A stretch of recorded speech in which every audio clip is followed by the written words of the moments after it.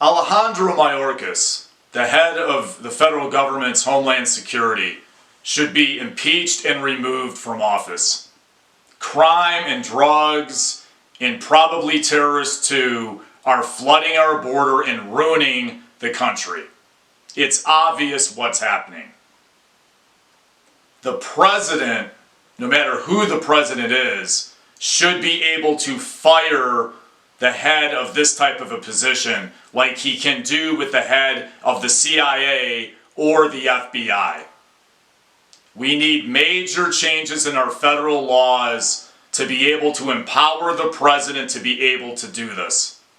If anything, this position is just as important as the ones I mentioned, and there are many more where the president can fire people. We need changes to those laws to be able to make the president have that power. Mayorkas was essentially a political appointee by President Joe Biden. He's barely ever worked in the private sector. He was a careerist in Washington and in the federal government his entire life. America deserves better. Our country deserves better. I believe it is a setup that he was put in there to allow all these illegal immigrants into the country, which will enable Biden to get reelected if nothing is done about it or the people don't stand up and vote for somebody else.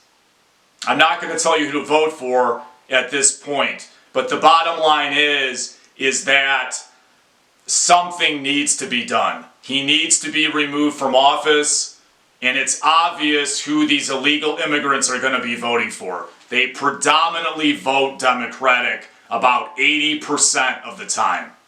Our country deserves a lot better, and we need reform of this office. I hope he's removed from office. Thank you for your time. Thank you for your consideration. I appreciate your comments as it helps me in the creation of these videos. It also helps me in the editing of my videos. Once again, thanks for your time. It's free to subscribe.